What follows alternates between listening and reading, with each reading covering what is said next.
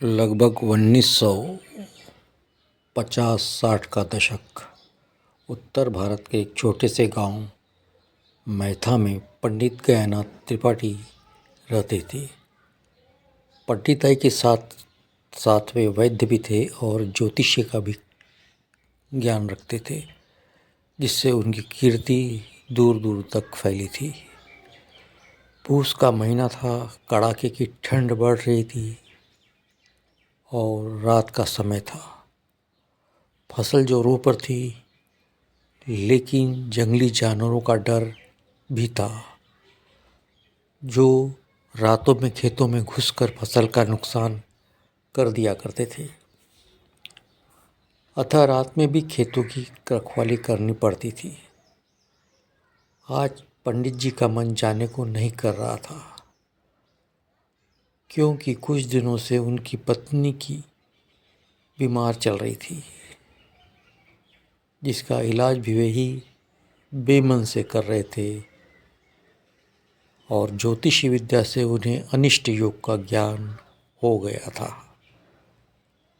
आज पत्नी की तबीयत ज़्यादा खराब थी, लेकिन फसल पर भी ध्यान देना था। भारी मन से पंडित जी अपने खेतों की देखभाल के लिए निकले। चलते समय उनका मन घुटन सी महसूस कर रहा था। खेत की रखवाली उनकी दिनचर्या थी, क्योंकि जंगली जानवर अक्सर फसल बर्बाद कर देते थे।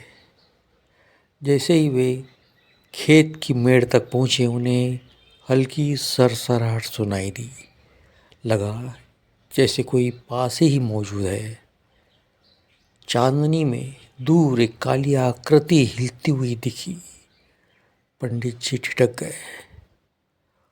वह व्यक्ति अधनंगा था, नीचे केवल घुटनों तक धोती, ऊपर फटी कमीज। उसकी लंबी परछाई चांदनी में डरावनी लग रही थी। कौन है तू? पंडित जी की आवाज़ में दृढ़ता थी। उस व्यक्ति ने धीरे से सिर उठाया।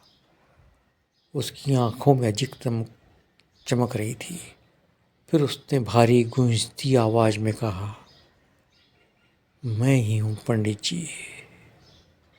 पंडित जी का दिल तेजी से धड़कने लगा।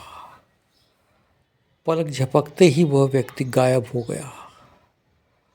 पंडित जी ने चारों ओर देखा, कोई नहीं था। लेकिन अगले ही पल वह आकृति मेड़ के दूसरी ओर खड़ी थी। आंखें अब भी चमक रही थी। सांस रोककर पंडित जी आगे बढ़े, लेकिन जैसे ही वे उसके पास पहुंचे, वह फिर से दूसरी ओर दिखाई दिया।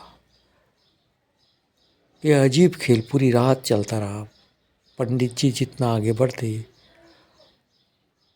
वह उतनी ही बार गायब होकर दूसरी ओर प्रकट हो जाता। उनके मन में अनजाने भय ने घर कर लिया।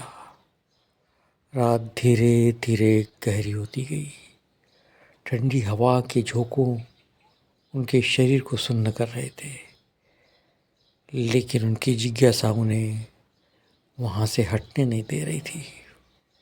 फिर अचानक दूर गांव से मुर्गे की बाँक सुनाई दी। भोर का तारा दिखने लगा था और वह रहस्यमय व्यक्ति भी एक धुंध की तरह विलीन हो गया। पंडित जी का शरीर कांप उठा।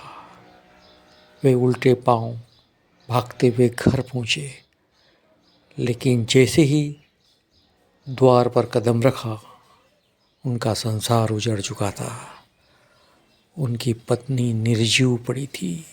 रोते बिलखते बच्चों ने बताया कि उन्होंने उसी वक्त अंतिम सांस ली थी, जब पंडित जी खेत में उस अजनबी से जूझ रहे थे। पंडित जी निशब्द रह गए। क्या वह व्यक्ति सचमुच यमदूत था, जो उनकी पत्नी की आत्मा को लेने आया था, या यह उनकी पत्नी की आत्मा थी जो अंतिम विदाई के लिए उन्हें बुला रही थी। इस रहस्य का उत्तर कोई कभी नहीं जान सका।